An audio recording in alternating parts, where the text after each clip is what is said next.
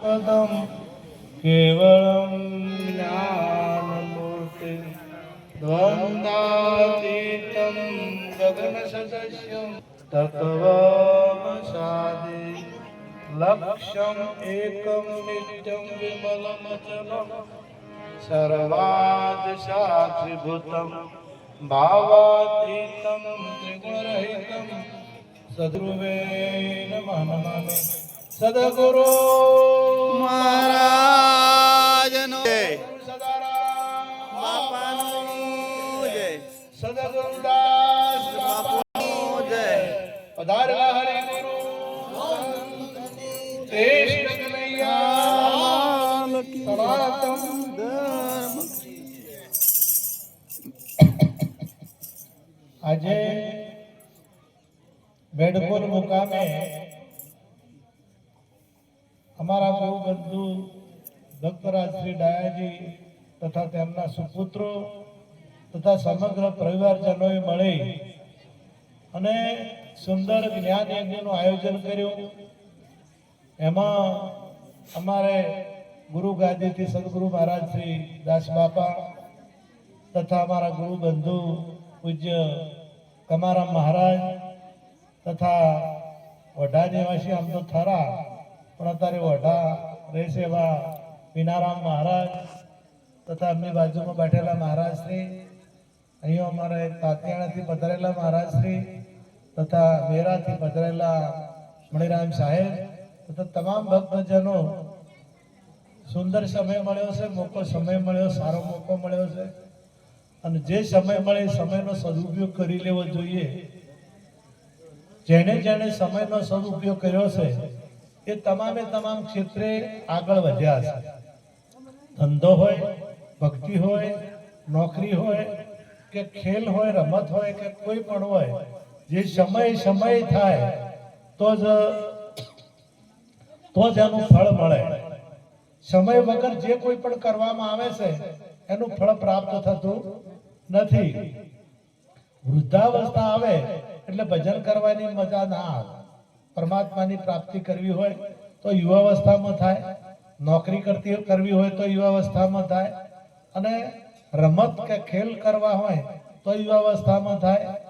જે પણ કોઈ કાર્ય કરવું હોય એ ક્યારે થાય? જેના જે સમય ભણવાના સમય ભણવું પડે, નોકરીના સમય નોકરી કરવી પડે અને આ બધું કરતા કરતા હવે આ નોકરી છે, ખેતી છે કે ધંધો છે, કોઈ પણ બિઝનેસ હોય, આ તમામે તમામ આપણે જે કરી રહ્યા છીએ એ શા માટે કરી રહ્યા છે? કે આપણું જીવન નિર્વાહ માટે, આપણું કુટુંબનું વ્યવસ્થિત ચાલે, આપણા વ્યવહારો હચવાય અને વ્યવહારો હચવાય એ હેતુથી જ આપણે આ કાર્ય કરી રહ્યા છીએ।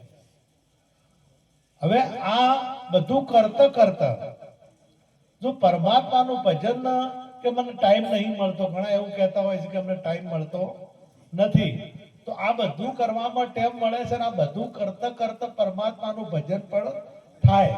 એના માટે અલગ સ્પેશિયલ ટાઈમ કાઢવો પડતો નથી। તમે જો સમજણ આવે ને સમજણ, તો તમે ખેતી કરો તો એ ભજન થઈ જાય, તમે નોકરી કરો તો એ ભજન થઈ જાય, તમે જે કોઈ પણ કરો એ બધું ભજન થઈ જાય, પરંતુ સમજણ વગર કશું મેળ આવતો નથી। એટલા માટે મહાપુરુષો, શાસ્ત્રો, આપણા ઉપનિષદો, કોઈ પણ ગ્રંથ હોય, તમામે તમામ ગ્રંથો એક જ વાત કરી કે ગુરુ શરણે જાઓ અને બધા સંતો પણ એ વાત કરે છે કે ગુરુ શરણે જાઓ। તમામે તમામ તમારે શીખવાડવું પડતું તે માણસને, બીજું બધું શીખી જાય। ગાળું બોલતો કોઈ સ્કૂલ છે? ગાળું બોલવાની કોઈ સ્કૂલ નથી, સતો આવડી જાય બાળકને તમામ, પછી બીજું બધું શીખી શકે છે, પરંતુ એક પરમાત્માની પ્રાપ્તિ પોતાની મેળે નથી થતી। ગમે એટલા ઉધમ કરે, તપ કરે, વ્રત કરે, જપ કરે, કથાઓ કરે, ચાલતો કદાચ રણુજા જાય કે દ્વારકા જાય કે આખી પૃથ્વીનું પરિભ્રમણ કરે કે ગિરનારની પરિક્રમા કરે કે લીલી પરિક્રમા હોય કે નર્મદાની પરિક્રમા હોય, એ બધી પરિક્રમાઓ કરવા છતાં પરમાત્માની પ્રાપ્તિ બધું કરવાથી થતી નથી। શાસ્ત્રોમાં કીધું કે કોઈ વેદ ભણે વેદશાળા, કોઈ પૂરણ પઢે છે 18, કોઈ 36 રાગથી ગાવે તો ભક્તિ ના તોલે ના આવે। આ ગીતા પણ કહે છે કે ના તપથી કે ના જપથી કે ના દાનથી કે ના યજ્ઞથી કે ના વ્રતથી હું દેખાવ એવો નથી. આ બધું ગીતા આપણા ઉપનિષદો કે છે આ બધું કરવાથી પરમાત્મા મળતો નથી. તો આ શા માટે કરવું પડે છે? આપણે બધા કરીએ છીએ તો શા માટે કરવું પડે છે? કારણ કે એમાં કંઈક ને કંઈક ઉદ્દેશ્ય તો એનો સમાયેલો હોય છે. પરંતુ પરમાત્માની પ્રાપ્તિ કરવી હશે તો એનાથી કદાચ તમારું મન શુદ્ધ થશે, કદાચ શરીર સારું રહેશે, આરોગ્ય સારું રહેશે. એના તમામને ફળ તો હોય જ છે, ફળ બધાનું મળે, પણ પરમાત્મા મળતો નથી. એટલે પરમાત્માની પ્રાપ્તિ કરવી હશે તો સદગુરુનું શરણું લેવું પડશે લેવું પડશે. સદગુરુ સિવાય પરમાત્માની ઓળખાણ કોઈ કરી શકતું નથી. પરમાત્મા વ્યાપક છે, પરમાત્મા વગર કોઈ જગ્યા ખાલી નથી. એવું આપણા બાપાએ ગાયો. સદારામ બાપા એ ભજન ગાતા, પ્રભુ તારી દુનિયા દુનિયા પ્રભુ તું છે, વિષમતા એ જણાય સતો તું એક જ છે. વિષમતા એટલે અલગ અલગ ભલે દેખાય, અનંત રૂપે વસી રહ્યો છે જગમાં, પણ એકનો कभी सागर से उठा बादल हो करके फिर नहर बना नदियां गहरी, तेरे भिन्न प्रकार तो एक ही है.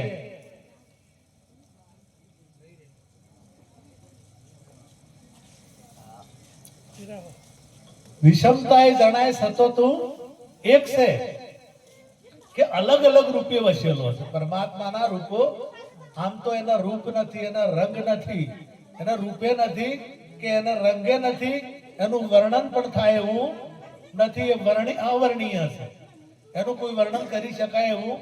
રામચંદ્ર ભગવાન જ્યારે જનક રાજાના જનક નગરી વિદેહી નગરીમાં એ આયા, એટલે જે સીતાની સહેલીઓ હતી, બગીચામાં એક રામ ફરતા હતા અને સીતાની સહેલીઓ બધી જોવા ગઈ કે કોઈ રાજકુમાર એવા આયા છે કે એટલા બધા રૂપાળા છે, એટલા બધા દેખાવના છે કે કોઈ પાર કોઈ એનું વર્ણન થઈ શકતું નથી. તો એક સખી જોઈને આવે છે તો સીતાજી પૂછે છે કે કેવા છે? કે આમ તો યોગી જેવા લાગે છે, પણ ઓમ એનું કરમ જોવો તો રાજકુમાર જેવા લાગે, અને ઓમ જોવો તો એનું કોઈ નક્કી વર્ણન કરી શકતું નથી. બીજી જાય છે એ જોવે છે કોઈ તપેશ્વરી લાગે છે, કોઈ સાધુ જેવા લાગે છે, અને ઓમ એવું લાગે છે કે રાજા જેવા લાગે છે. ત્રીજી જાય છે તો એ કહે છે કે આ તો કોઈ સ્વર્ગમાંથી કોઈ દેવ આયા હોય એવું લાગે છે, ઇન્દ્ર જેવા લાગે છે. કોઈ અલગ અલગ બધા વર્ણન કરે છે, પણ એનું વર્ણન થઈ શકતું કે કેવા છે, પ્રત્યક્ષ કેવા છે એનું પ્રત્યક્ષ વર્ણન થતું નથી. એટલે ભગવાનનું વર્ણન થતું, કદાચ વર્ણન કરે તો આપણા દેહનું થાય. દેહ કાળો હોય, દેહ ગોરો હોય, દેહ ઊંચો હોય, દેહ નેચો હોય, દેહ જાડો હોય, દેહ પતળો હોય, કદાચ એનું વર્ણન થાય, દેહનું વર્ણન થાય, પણ ભગવાનનું વર્ણન થાય નહીં. કે બધે વસેલો છે. આમણે કીધું બાપનું ભજન ગાતા ખાસ એ પેલા પપૈયામાં તમામ શાકભાજીનું વર્ણન કર્યું, એમાં બધી જગ્યામાં વસેલો છે. તો એને તમે રીંગણા જેવો કહેશો, કે તમે ભીંડા જેવો કહેશો, કે તમે કારેલા જેવો કહેશો, કે તમે પપૈયા જેવો કહેશો, બધાયમાં છે તો એને કેવો કહેશો? કારણ કે આનું કોઈ વર્ણન થઈ શકતું નથી. એ અવર્ણનીય જે ભગવાન છે એને ઓળખવો હોય, અને જ્યાર સુધી આપણે ગમે એટલું કદાચ તપ કર્યું હોય, ગમે એટલા જપ કર્યા હોય, ગમે એટલું વ્રત કર્યું હોય, પરંતુ પરમાત્માની પ્રાપ્તિ નથી થઈ, આત્માની ઓળખાણ નથી થઈ, તો સમજવું કે બધું એકડા વગરના મીંડા. એકડો ના હોય મીંડો લગાડો તો એની કિંમત કોઈ આવે? તમે ગમે એટલા મીંડા લગાડો, હું તો કોઈ 10 મીંડા લગાડો તો એની કિંમત આવે? અને એકડો કરીને એક મીંડું લગાડો તો એ કિંમત શરૂઆત થાય ને. તમે એક મીંડું લગાડ્યું એટલે સીધા 10, બીજું લગાડ્યું એટલે સીધા 100, ત્રીજું લગાડ્યું સીધા 1000, ચોથું લગાડ્યું એટલે સીધા 10,000. જેટલા મીંડા વધે તો એટલી કિંમત વધે જાય. એકડો છે તો એકડાના આધારે મીંડાની કિંમત આવે છે, એકલા મીંડાની કિંમત આવતી નથી. એવી રીતે તમે જે બધું કરો છો, જો આત્મા જ્ઞાન વગર, સદગુરુ વગર જો કરો છો તો એ બધા એકડા વગરના મીંડા છે. એટલે શાસ્ત્રોએ ગુરુના ગુણ ગાયા છે. વશિષ્ઠ ઋષિ રામચંદ્ર ભગવાનના ગુરુ હતા. તો રામચંદ્રને જે કોઈ દશરથ રાજાને જે કોઈ પણ કરવું હોય એ પૂછીને કરતા કે ભાઈ આપણે રામ રાજ કેવી રીતના આવ્યું, તો એમને ગુરુને પૂછી અને જે આ પગલું ભર્યું જે કોઈ એ સદગુરુ મહારાજને પૂછી અને આગળ વધતા હતા. એટલે ગુરુ કોઈ દાડો ખોટું જ્ઞાન આપે, સંત હોય કોઈ દાડો ખોટું જ્ઞાન આપે નહીં, ઋષિ કોઈ દાડો ખોટું જ્ઞાન આપે. અને ઋષિઓ જે થઈ ગયા એ બધા ઋષિઓ ઘરબાર વાળા હતા, એ ઘરબાર વાળા હતા અને એમને પરમાત્માની પ્રાપ્તિ થઈ છે. તો આપણે ઘર બારમાં રહીને કેમ પરમાત્માની પ્રાપ્તિ ના થાય? સદારામ બાપાએ કોઈ કશું બન્યું હતું તમારી નજરે? કોઈ ઘણા વર્ષ થયા નથી. એમને કોઈ દેખાવ કર્યો હતો તો એ પરમાત્માની પ્રાપ્તિ થઈ કે ના થઈ? તો સદારામ બાપાને થઈ હોય તો તમને કેમ ના થાય? આપણને કેમ ના થાય? કારણ કે બધામાં એ વસેલો છે. તો આપણને દેખાતો કેમ નથી? બધામાં ભગવાન વસેલો હોય તો કેમ નથી દેખાતો? કારણ કે આપણી પાસે જોવાની દ્રષ્ટિ નથી. તમે એકની એક વસ્તુ હોય, એકની એક વસ્તુ, અને એકની એક વસ્તુને જોવાની દ્રષ્ટિ બધાની અલગ અલગ માણસો કદાચ નીકળે અને વસ્તુ એકની એક છે, તો હવની દ્રષ્ટિથી હવ જોવે, પોતપોતાની દ્રષ્ટિથી પોતપોતાની કિંમત પોતાની રીતે એની કિંમત કરે. દાખલા તરીકે આ ઝાડ જ ઊભું છે, તો ઝાડ છે તો કદાચ કોઈને લાકડાની જરૂર હોય તો નીકળે તો એને એમ થાય કે અધણા હારા થાય એવા છે, એનું તો અધણ જ દેખાય કે. અને કદાચ કોઈ એવું નીકળે, સુથાર હોય, મિસ્ત્રી હોય અને કારીગર હોય, તો એ એમાં નંગ જોવે કે ભાઈ આમાં આ વસ્તુ સારી થાય એવી છે. અને જેવો જેની જેવી દ્રષ્ટિ હોય એવું એ દેખાય. બદલી જો નજર મેરી તો નજારા બદલ ગયા, રૂખ બદલા કિસ્તી કા તો કિનારા બદલ ગયા. આપણી દ્રષ્ટિ, સદગુરુ મહારાજ દ્રષ્ટિ બદલે બીજું કોઈ કરતા તમને દ્રષ્ટિ આપે. અને ગીતામાં ભગવાને એ વાત કરી કે મારી દિવ્ય દ્રષ્ટિ વિના હું દેખાઉં એવો નથી. મારી દિવ્ય દ્રષ્ટિ હશે તો જ હું, મારી દિવ્ય દ્રષ્ટિ મળશે તો હું દેખાઈશ. અને એ દિવ્ય દ્રષ્ટિ ગુરુ મહારાજ આપે. અને એ દિવ્ય દ્રષ્ટિ એટલે ત્રીજું લોચન કહેવાય, અને 10મો દરવાજો એને કહેવાય. નવ દરવાજા નવી રમતના, 10મે બોલે વો દેખાય. નવે 9 દરવાજે નવી રમતો છે. ચોખ્ખી ચણાક આપણને દેખાય રહેલું કે ઓખનું કોમ જોવાનું, એ કોઈ દાડો સાંભળી શકે નહીં. કોનનું કામ સાંભળવાનું, એ જોઈ શકે નહીં. મોઢાનું કામ બોલવાનું, એ જોઈએ ના શકે કે સાંભળી શકે નહીં. એમ તમામ જે ઇન્દ્રિયો છે એ તમામ ઇન્દ્રિયોના કામ અલગ અલગ. આ 9 દરવાજા જે પરમાત્માએ મૂક્યા છે આપણા શરીરમાં, એ 9 દરવાજાના કાર્ય અલગ અલગ. એટલે એમાં ભજનમાં ગાયું કે 9 દરવાજા નવી રમતના. અને 10મે એ 10મો દરવાજો ઘણા હોય વતાડે, બ્રહ્મરંધમાં વતાડે, પણ 10મો દરવાજો ખુલી જાય તો ભગવાન દેખાય. હવે ભગવાન તો કદાચ કદાચ બધા કહેતા હોય કે આ દરવાજો છે, આ તો કદાચ આંખો બંધ કરો તો મોય જોવે તો રંગરૂપ દેખાય, બીજું કોઈ. કદાચ તમે આંખો બંધ કરી અને ધ્યાન કરે કે ધ્યાનમાં બેહો તો ધ્યાન કરો તમે, તો ધ્યાન શેનું કરો? કલ્પનામાં કદાચ તમે કલ્પના કરો તો કલ્પનામાં જે મૂર્તિ જોવો છો એ શરીર કે બીજું કોઈ? જે રામની મૂર્તિ જોઈ તો રામ એ શરીર, રામનું શરીર. અને કૃષ્ણની કદાચ મૂર્તિ જોઈ તો એ એમનું શરીર. તો પરમાત્મા શ્રી કૃષ્ણ ના કહે કે આ દેખાય હું નહીં, આ જે તું જોઈ રહ્યો છે એ હું નથી. તું જે કૃષ્ણ કૃષ્ણ કરી એ હું નથી. હું તો નામ રૂપ ગુણથી પર છું. નામે હું નથી, રૂપે હું નથી, કે ગુણે હું નથી. આ ત્રણને તો કદાચ ધ્યાન કરો તો ધ્યાનમાં તો કદાચ મૂર્તિ આવે, કદાચ કોઈ રંગ આવે, કદાચ કોઈ રૂપ આવે, પણ પરમાત્મા ધ્યાનમાં આવે નહીં. ન કદાચ ગમે તેમ કદાચ તપ કરે, 12 વર્ષ તપ કરે, પણ પરમાત્મા બતાવનાર ના મળે તો લોકો એને મેને લોકપ્રિય ભક્તિ કહેવાય. ને લોકો એને મોને, લોકો એમના દર્શન કરવા આવે, પણ એમને ખબર હોય કે મને હજી ભગવાનના દર્શન ત્યાં નથી. અને કદાચ એ ઘોડો લઈને રમાપીના સ્વરૂપમાં આવી જાય, ઘોડો લઈને હાથમાં ભાલો હોય, લીલું નેજું હોય, આ બધું હોય અને આવે, અને તો એ શું જોવે છે? શરીર કે ભગવાન? કૃષ્ણએ ના પાડ્યો કે આ શરીર હું નથી, શરીર હું નથી. તો રામાપીર ને શરીર રામાપીર નથી. આ તો એ કયા છે ને એ કેવા છે એ જોવા માટે આપણે ગુરુનું શરણ લેવું પડે. અને એ ગુરુ સિવાય આ વાત બીજા કોઈ સમજાઈ શકતા તમે બધા આદુ અનાદિના છો જ. પણ આ તમને ખબર નથી. ગીતામાં ભગવાને વાત કરી કે અર્જુનને કે તમે પહેલા હતા અત્યારે છો અને પછી પણ તમે રહેવાના. તમે અત્યારે પણ મને યાદ છે અને તમે ભૂલી ગયા છો. એમ આપણે આ જીવાતમાં ભૂલી ગયો છે, પોતાનું ભાન ભૂલી ગયો છે.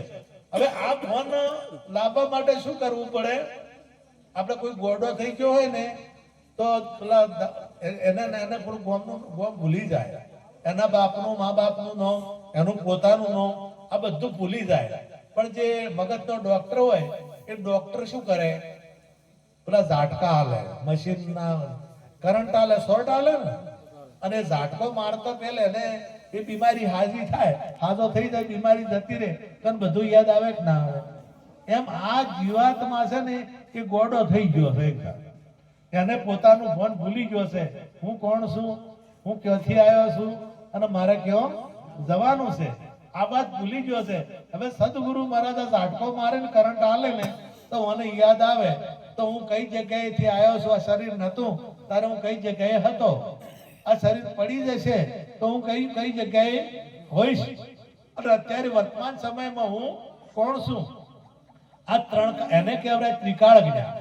અને એ ત્રિકાળ જ્ઞાન થાય છે, દરેકને થાય છે. તમે બધા એ જ્ઞાનના અધિકારી છો.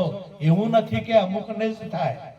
સદારામ બાપુ ને થયું છે એવું નથી. તમને સદારામ બાપુ જે જ્ઞાન આપ્યું, જ્ઞાન માર્ગે આપણે ચાલીએ. સદારામ બાપુએ ગાયું, હે રામ એક સત કેમ અનેક થયા, તારો વિચાર કરું તો પાર ના આવે. રામ એક સત કેમ અનેક થયા. હે રામ નામ રૂપ ગુણની તમે લીલા કરી. એક વિચાર કરો કે જગત આખું છે એ નામ રૂપ અને ગુણથી વ્યાપ્ત છે.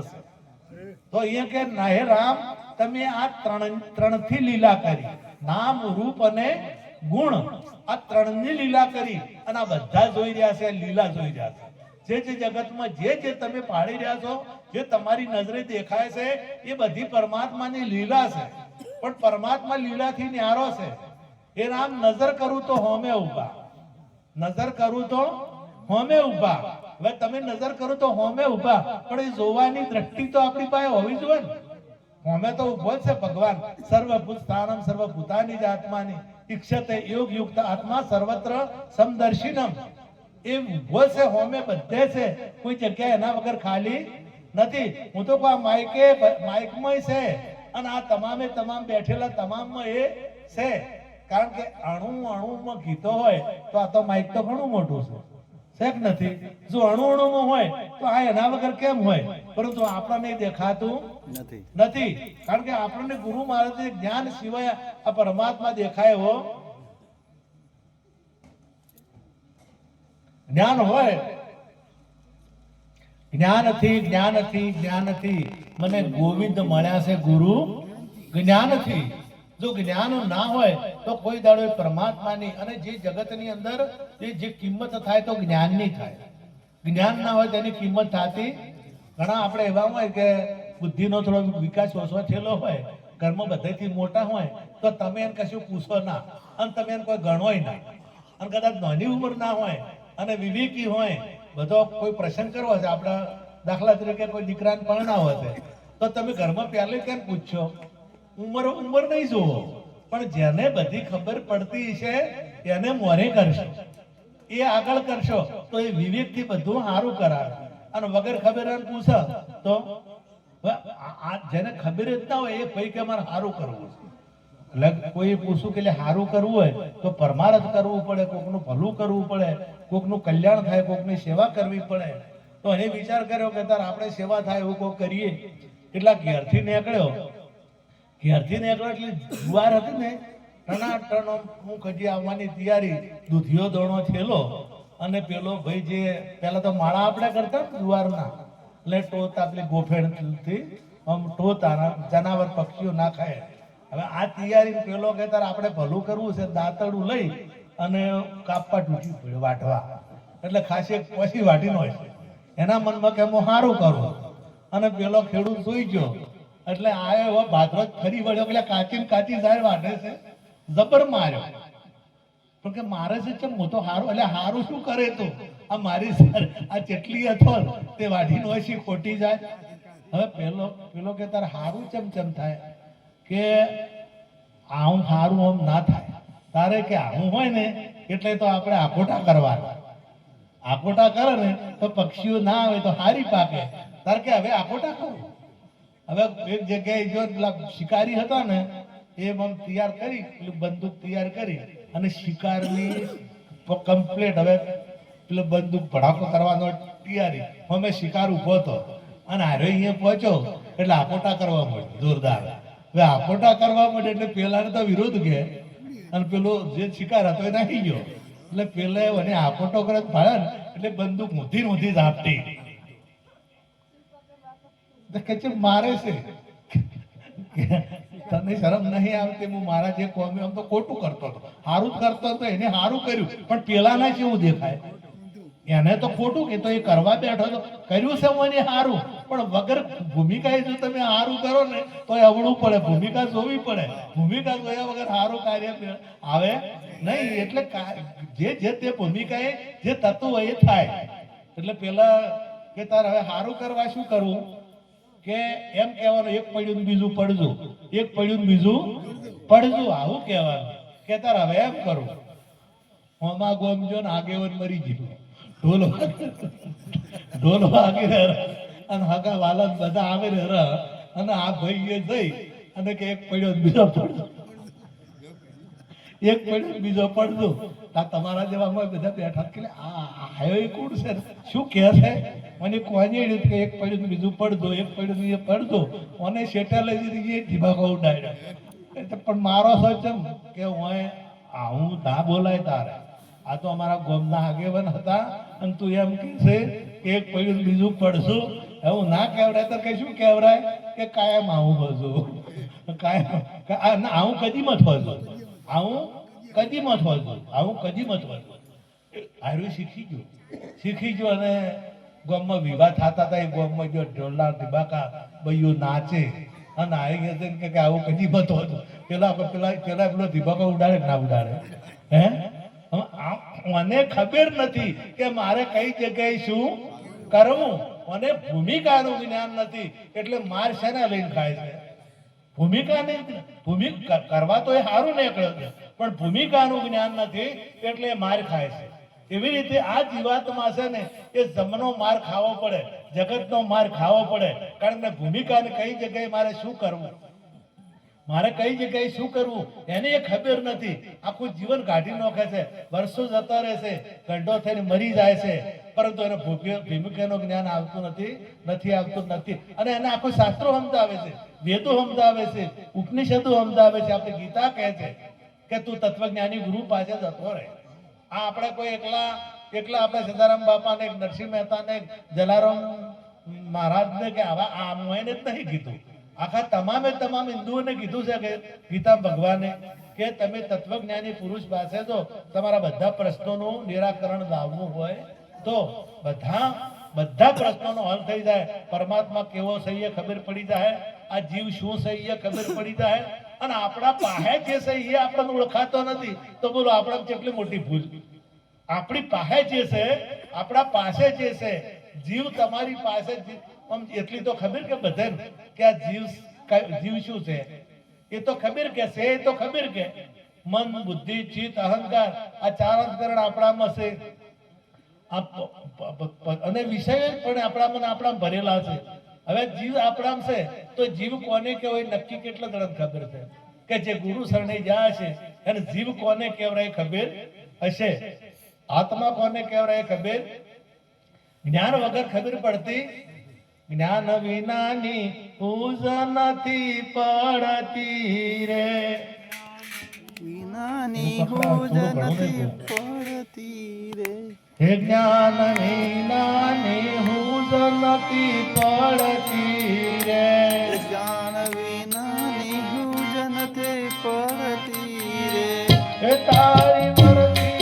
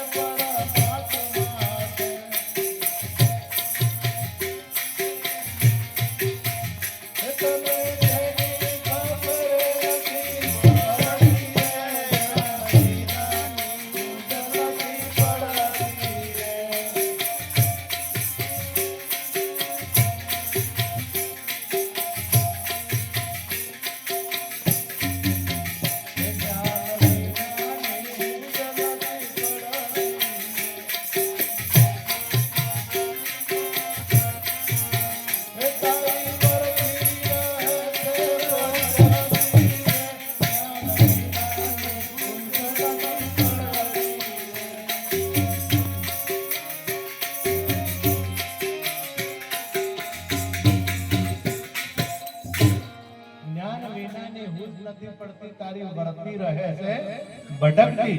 આપણી વૃત્તિઓ ચારેય દિશામાં ભટકે છે, ચૌ દિશામાં. તમામે તમામ જે ભગવાન નક્કી થતો નથી.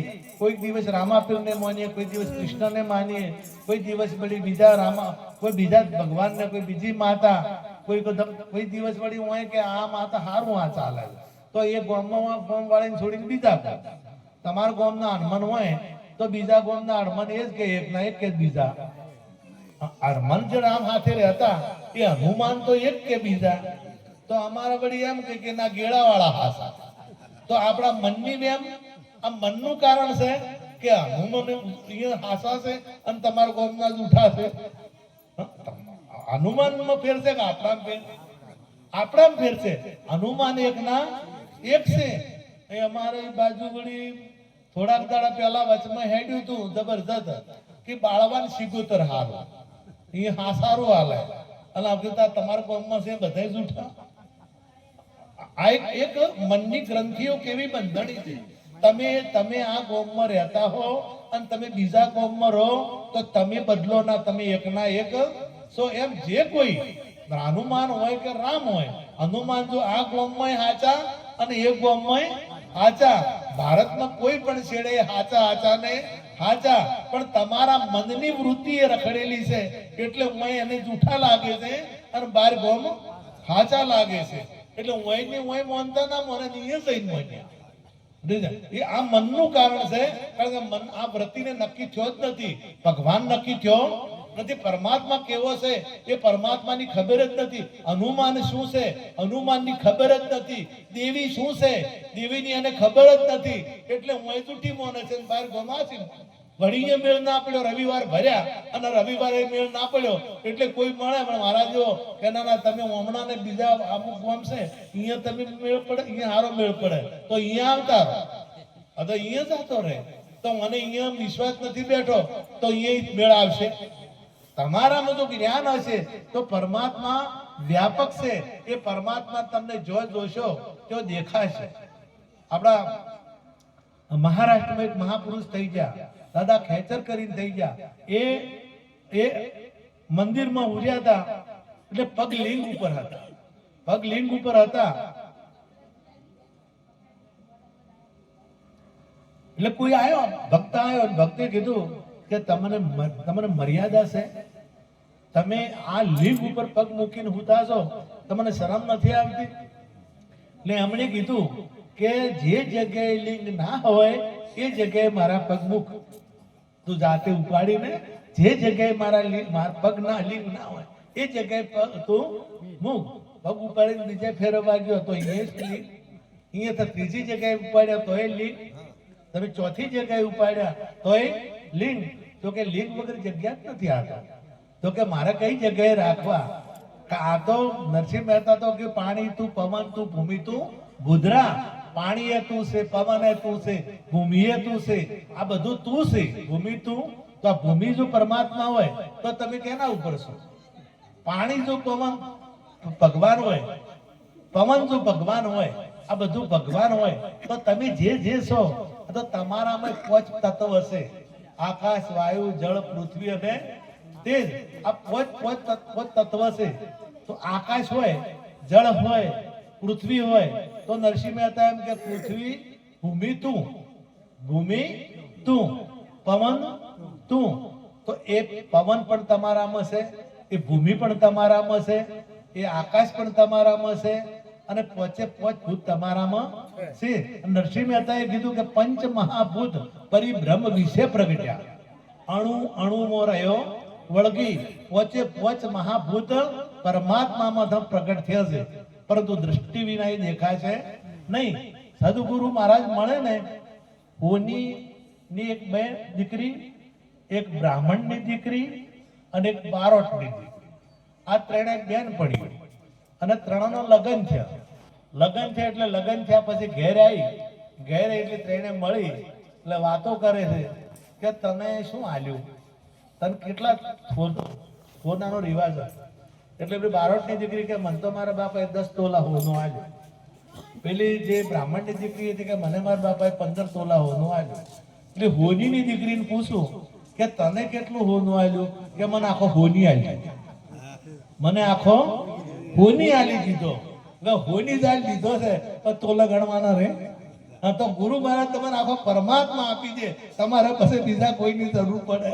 અને પરમાત્માનો જો પ્રત્યક્ષ સાક્ષાત્કાર થઈ ગયો અને સાક્ષાત્કાર થઈ ગયા પછી તમારે દેવી દેવતા બધું ભગવાન જ દેખાય, તમને બીજું કોઈ દેખાય? એટલે મજનુ ને લૈલાનું દ્રષ્ટાંત સરસ છે. મજનુ થઈ ગયો આપણા ભારતમાં થઈ ગયો છે, રાજસ્થાનમાં. એ બહુ પ્રેમી હતો અને એક રાજકુમારી બાદશાહની જે દીકરી હતી એના સાથે પ્રેમમાં પડ્યો. તો પ્રેમમાં એટલો બધો મશગુલ થઈ ગયો ને કે એને બીજું કોઈ દેખાય જ નહીં. રાજકુમાર હતો એ બાદશાહ શાહજાદો હતો, એટલે એને એ જ દેખાય, બીજું ન દેખાય. એ રેગિસ્તાનમાં ફરતો હતો અને લૈલા લૈલા કરતો હતો. અને વચ્ચે એક ફકીર પેલું નમાજ પડતા હતા. નમાજ પડતા હતા એટલે આ જે ચાદર પાથરેલી હતી ને એ ચાદર માંથી નીકળી. એટલે પેલા નમાજ પૂરો થઈને પેલાને પકડ્યો मजनू ने, कि शर्म नहीं आती तेरे को, मैं बंदगी कर रहा हूँ खुदा की और तू बीच में आता है. એટલે પેલો કે મારા મને તો તમને કે ખુદાની બંદગી કરો છો તો આટલો મોટો હું દેખાણો? મને તો ખુદા તો પરમાત્મા છે અને હું એક વ્યક્તિ સાથે પ્રેમ કરું છું, લૈલા સાથે. તો મને તો લૈલા ટાળો બીજું કોઈ દેખાતું જ નહીં. મને તો આ સાદરે લૈલા દેખાતી હતી અને તમે લૈલા દેખાતા હતા અને આ બધું મને લૈલા જ દેખાય છે. એટલે મારા મનમાં કે લૈલા છે પણ હું આયા જ નથી. હું તમે મને હવે ખબર પડી કે તમે લૈલા નથી, મારા મનમાં કે તમે લૈલા છો. આ સાદા લૈલા તમે પરમાત્માને જ તમે ખુદાની બંદગી કરતા હો તો તમને હું કઈ રીતના દેખાણો આવડો મજનુ? જો તમને ખુદાની જો પ્રતીતિ થઈ હોય, ખુદાનો જો કદાચ મેળ ન આવ્યો હોય તો તમને ખુદા દેખાવો જોવે, મજનુ દેખાવો જોવે નહીં. એમ જો કદાચ મંસૂરને કીધું બાદશાહ કે આ અલ્લાહ માનતો જ નથી, લાવ પકડીને લાવ. એટલે પકડીને લાયો. પકડીને લાયો એટલે કે તું હા કે મોનું છું ને કે માથું કાપી નો. એટલે કે પણ નથી, હું કઈ રીતના કહું, મને ખુદા દેખાતો નથી. તો કે માથું કાપી નાખવામાં આવશે. કાપો જ કાપી નાખો. માથું કાપી નાખશું. કાપીને થોડું છે હજી વાંચા છે અને કે ખુદા હે હે હે. એટલે કે પહેલું બોલવું હતું કે આટલું ખુદા છે પહેલું બોલવું હતું પણ કે આટલી વાર નતો દેખાતો અને માથું કાપું તાર દેખાણો. એમ આ તો તમે તન મન ધન ચીજ સદગુરુ સમર્પિત કરો તો એ દેખાય એવો છે. આ ઇન્દ્રિયથી દેખાય એવો નથી. આ જે ઇન્દ્રિયો છે એ પોકતી નથી. ઇન્દ્રિયાતીત કીધો એને, એટલે ઇન્દ્રિયો કોમ કરતી નથી. એટલે કે હવે માથું નથી, તારે હું માથા વગરનો છો એટલે મને હવે અલ્લાહ દેખાય છે, હવે ખુદા દેખાય છે. એમ તમને જો કદાચ ગુરુ શરણમાં જઈ અને શીશ સમર્પિત થશે તો 100% એ ખુદા જે પરમાત્મા, આપણે એને એ મુસલમાનોને ખુદા કહે છે, આપણે એને પરમાત્મા કહીએ છીએ. અને પેલા જે વિદેશ પેલા ખ્રિસ્તીઓ છે એને ગોડ કહે છે. આ મૂળ છે એકનો એક, આ બીજો નથી. તમે એમાં હાદે દાખલો આલો. તમારે આ જે પ્રાણ જે લ્યો છો ને, આ જે પ્રાણ, એ પ્રાણ અમેરિકામાં બીજો હોય કે આનો આ, અને પાકિસ્તાનમાં અને અરબસ્તાનમાં તમે કોઈ પણ દેશમાં જુઓ તો આ પ્રાણ બીજો હોય. એકનો એક છે. ભગવાનનું નક્કી કરેલું છે, આ ભગવાને બનાવ્યું છે એ એક જ એક. અને આખા વિશ્વમાં બધા કોણથી ઓભળે કે ના? બધાય. કોઈ પણ દેશ હોય તો ઓભળવાનું કોમ કયો થાય? કોણથી? સૂંઘવાનું કોમ, ઓખથી જોવાનું. આ બધાને એક જ રિવાજ કે જુદો જુદો? આજે ભગવાને જે રિવાજ કર્યો છે, ભગવાને જે નિયમ કર્યો છે એ આખા ભારતમાં નહીં પણ આખા વિશ્વમાં એક જ છે. તો આપણે નવા નવા ઉભા કર્યા છે. આપણે ભગવાનને પેલા કે અલ્લાહ, પેલા કે ગોડ. મૂળા તો ભાષાના ડખાચ્યા છે. વાસ્તવિકમાં તો અહીં જે પરમાત્માનો જે ધર્મ છે સનાતન એ એક જ છે, એ બીજો નથી. પરંતુ આપણને સમજાતું નથી એટલે જુદું જુદું ઊભું કર્યું છે. અને તારું છોકરું જન્મે ને જન્મે હું રોવે ને રોવે, કોઈ અંગ્રેજીમાં રોવે કે મરાઠીમાં રોવે કે ગુજરાતીમાં રોવે, એ જન્મે હું બાજુમાં છોકરું જોઈને મહારાષ્ટ્રમાં જન્મે કે અમેરિકામાં જન્મે, બ્રિટનમાં જન્મે કે ઇન્ડોનેશિયામાં જન્મે કે પાકિસ્તાનમાં જન્મે, એ ભાષા તો એક કે જુદી. આખા વિશ્વમાં જે જન્મવાની સાથે જે પરમાત્માની જે ભાષા છે એ એક સહી જુદી નથી. અને એ પરમાત્માની પણ આપણે પછી હું આ લિપિ બનાવી દો છે હું ભાષા વળગાડી દીધી. પેલા ઉનાળાનો સમય હતો અને 2-3 જણા બેઠા હતા એટલે કે ઉનાળો છે અને તરબૂચ મળી ગયું હોત તો સારું હતું. એ પેલો બીજો કે નહીં તરબૂચ ના ચાલે, તરબૂચ નહીં ચાલે. એટલે એને એની ભાષામાં બીજું કીધું, એને પેલા ત્રીજું કીધું, 2-4 નોમ આવ્યા. એક વળી કે વોટરમેલન હોય તો સારું હતું, એક વળી કે એને વળી કંઈક બીજું નોમ લીધું. એટલે પેલાને બધાના નોમ અલગ અલગ. પેલો કે વોટરમેલન કેવું આવે કે વોટરમેલન ખાવાની મજા આવે તારે ઉનાળામાં. તો પેલો કે તરબૂચ ખાવાની મજા આવે. હા પેલો કે પેલા કેવા વડા વેડા એના કંઈક નામ હતું વડા, એવું કે વડા કીધું કે એ ખાવાની મજા આવે. તો કે ભાઈ અમારે તો તરબૂચ મળે છે, બીજું કોઈ મળતું નથી. અમારે પેલું તમે જે કોઈ મળશે નહીં, અમે તરબૂચ જ કહો એમ કરતા હતા. લારી નીકળી તરબૂચ વાળા, તરબૂચ વાળાની લારી નીકળી. પેલો કે વોટરમેલન, પેલો કે ઈંડુ વડા અને પેલો કે તરબૂચ. હવે વસ્તુ તો એક હતી, કે વસ્તુ એક હતી પણ ભાષાને લઈ અને પ્રેણે નોખું બોલતા હતા. સાચું વસ્તુ આવી ને નક્કી વસ્તુ આવી તાર ખબર પડી કે ઓને વોટરમેલન કહેવરાય, ઓને ઈંડુ વડા કહેવરાય, ઓને તરબૂચ કહેવરાય. જ્યારે વસ્તુ આવે ત્યારે ખ્યાલ આવે. એમ પરમાત્મા પ્રત્યક્ષ થાય ત્યારે ખબર પડે. જેને પ્રત્યક્ષ થાય ત્યારે ખબર પડે કે આજ ખુદા છે, આજ પરમાત્મા છે, આજ ગોડ છે, આજ જે કોઈ આજ છે. અને આ તમામ એ વિશ્વના તમામ જે ઘાટો ઘડ્યા છે એ ઘાટોમાં એ જ છે, બીજો નથી. પણ ઘાટ ઘડ્યા પછી નામ રૂપ જૂજવા અંતે એમનું એમ ઘાટ ઘડણો. આપણે સોનું લાવ્યું અને સોનાના અલગ અલગ દાગીના બનાયા. એટલે દાગીના અલગ બનાયા પછી ઘાટ ઘડ્યા પછી નોમ કોઈ વેટી કહે છે, કોઈ દોરો કહે છે, કોઈ બુટિયા કહે છે, કોઈ પેલું નેલકેટ કહે છે, કોઈ લોકેટ કહે છે, કોઈ હાર કહે છે. હવે હોનું તો એકનું એક છે, હોનું અલગ છે. અને બધા ઘાટોમાં બધા દોરામાં શું છે? હોનું. વેટીમાં હોનું, તમામમાં હોનું છે. તો આ ઘાટ બધા ઘડ્યા છે, નાના મોટા હરિના ઘાટ. આ બધા જે ઘાટો છે એ બધા ઘાટોમાં જે રહેવા વાળો છે એ પરમાત્મા છે, બીજો કોઈ છે નહીં. એટલે એને ઓળખ્યા સિવાય કોઈ દાડો જ્ઞાન થશે નહીં. એટલે મહાપુરુષો ની વાત આપણા જીવનમાં ઉતારવા જેવી છે. આપણી બહેનો હોય કે ભાઈ હોય કે ગમે તે હોય, એ તમામના ભાગમાં ભગવાન છે ને છે. પણ તમે જો એની મહેનત કરો અને એ ઘણે નોમ લખીને ભણવા જતા જ નથી, તો એ પછી એને ટકાવારી આવે અને એને ભણતર આગળ વધી ગઈ અને એ નોકરીઓ મળે. કારણ કે નોમ લખાયું છે. ઘણા ગુરુ શરણે નોમ લખીને પછી બળી જતા જ નથી. હવે મને શું ને ભગવાન નક્કી થાય, અને ભગવાન નક્કી ના થાય તો સમજવું કે આપણો ફેરો એળે જો. આ મનુષ્ય જન્મ મળ્યો છે એ એળે જો, ફેર મળશે નહીં. આ એક વખત મળ્યો છે ના. મનુષ્ય જન્મમાં જે કરવું છે ભાવનગરમાં રહેશે, દરબાર ભરીને બેઠા હતા અને એક પથરો આવ્યો, પથરો લમડે વાગ્યો એટલે લોહી આવ્યો. એટલે તરત સિપાહીઓ દોડ્યા કે કેને પથરો માર્યો, કોણે પથરો માર્યો? પકડીને એક છોકરાને લાવ્યો, ત્યાં છોકરે પથરો માર્યો. રાજા કે ઉભા રહીને બતાવશો નહીં અને મારશો નહીં, કઈ કરશો. છોકરાને પૂછું કે તે પથ્થર કેમ માર્યો? કે હું બાપુ તમને નતો મારતો. તો કે કોને મારતો? કે હું તો ઓબાન મારતો. કે ઓબાન શા માટે મારતો? કે ઓબાને કેરીઓ વળગી હતી. તો કે પથ્થર મારવાથી શું થાય? કે પથ્થર મારો તો કેરી તૂટોત અને કેરી નીચે પડોત તો હું લઈ જોત ને મારે બધા ખોત. એટલે પથ્થર મારવાથી કે કેરી મળે છે કે હોય? રાજા કે મારશો ને ઇનામ આપો. કેમ કે જો ઝાડ છે, ઝાડ એ પથરા મારવાથી ફળ આવતું હોય તો હું તો રાજા છું, અને રાજા છે જો કોઈ એને કોઈ ના આલું તો મારું રાજપણું લાજે. એમ જો મનુષ્ય થઈ અને પરમાત્માની પ્રાપ્તિ ના થાય તો સમજો કે મનુષ્યપણું લાજે છે. સદારામ બાપા ગાતા, જોજે જોજે માનવ રંગ જાય ના, તને પાછળ પસ્તાવો થાય ના. જોજે જોજે માનવ રંગ એમની પોતાની રચિત વાણી હતી. મૂર્ખને શું કેવું રે, ટેક રેટ કેના પાણી, જીવડોય ભાગી રે, સંતોની ના ગમે વાણી.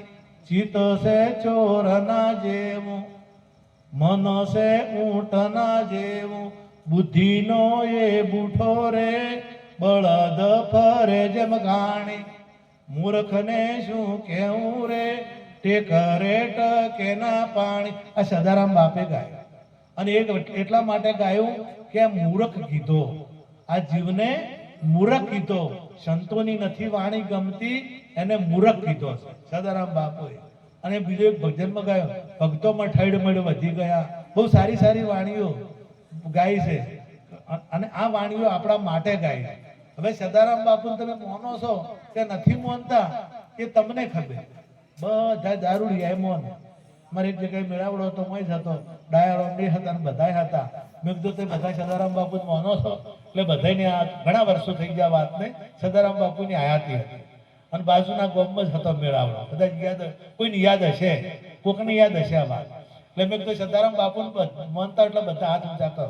પછી સદારામ બધાને હાથ ઊંચા કર્યા, બધાને હાથ ઊંચા કર્યા. તો સદારામ બાપુ માનતા હોય તો સદારામ બાપુની વાત મોનો કે ના મોનો? હા મોનો. કેમ ના મોનો? તો કીધું સદારામ બાપુ હોય છે કે બીડી પીનારા બીડી છોડી દીધું, દારૂ પીનારા દારૂ છોડી દીધું, ગોજો પીનારા ગોજો છોડી દીધું. તો અહીંયા 10 જણા ગોજાવાળા બેઠા, એ કઈ ના ઉભો, એકે ઉભો ના થયો. એક ડોહાબા બીડીનું પડીકું લઈને આયા. કીધું તમે જેટલા માનતા હોય બાપુને મોનો કીધું. તમે હાસા મોનો છો જૂઠા મોનો? હવે આ હાસા કેટલા? તમે પોતે વિચાર કરો, હું નહીં કહેતો. તમે જો મોનો છો, બાપુ જે કે એ તમારા જીવનમાં આવ્યું હોય તમે બાપુ મોનો છો, ન કે બાપુ તમે માનતા નથી. કૃષ્ણ પરમાત્મા જો તમે માનતા હો તો કૃષ્ણનો એક જ શ્લોક તમે યાદ કરી લેજો. તત્વિદ પ્રણિપાતન પરિપ્રશ્નેન સેવ્યા ઉપદેશેનચિતે જ્ઞાનમ જ્ઞાનીન તત્વદર્શી. જે કૃષ્ણ પરમાત્માએ ઉપદેશ આપ્યો છે કે તત્વજ્ઞાની પુરુષના શરણે તું જા અને સેવા કરી વિધિ સહિત તું જા. આ એકલા અર્જુનને નહીં કીધું, તમામ ભારતવાસીઓને, તમામને સનાતન જે સનાતન ધર્મને માને છે એ તમામને કીધું. તો કેટલા લોકો આ વાત માને છે? સદારામ બાપુ બધા માનતા હોય તો સદારામ બાપુએ કીધું આ તો એ બધા કોઈ બીડી પીએ? જો સદારામ બાપુની વાત માની હોય, બીડી પીનારા બીડી છોડી દેજો, આ બાપુએ કીધું મેં કીધું? એનો વાણીઓ તમે વાંચો એમની ચોપડીમાં, હમણાં પુસ્તકમાં, તો બધા કોઈ ના બીડી પીએ. અને સદારામ બાપે આપણી સમાજ લીધે જ નહીં બદલું. આપણી સમાજે જો સ્વીકાર્યા હોય, મોન્યા હોય તો કોઈ દારૂ પીએ? તો દારૂ પીવા વાળા હાથ જોડીને પગે પડે અને આમ 3 વાળા નમી જ હોય, પણ પેલું કે માનતા નથી. તમે સાચા ચારે માનો છો. જ્યારે કોઈ પણ સંત હોય એ સંતની વાત તમે તમારા જીવનમાં ઉતારો તો એને માનો છો, તો કે માનતા નથી. ભગવાન રામ હોય કે કૃષ્ણ હોય, પણ રામની કૃષ્ણની જ વાત તમારા જીવનમાં ઉતરે તો તમે એમને માનો છો, નકર નથી માનતા. એટલે મહાપુરુષોનું જીવન ઉતારજો, વાત જીવનમાં ઉતારજો તો બેડો પાર થશે, બેડો ધન્ય થઈ જશે. અને હવે ટાઈમ વધારે થયો છે એટલે વધારે ન બોલતો, આટલું બોલી અને મારી વાણી વિરામ આપું. સદગુરુ મહારાજ અને ડાયારોમના પરિવારને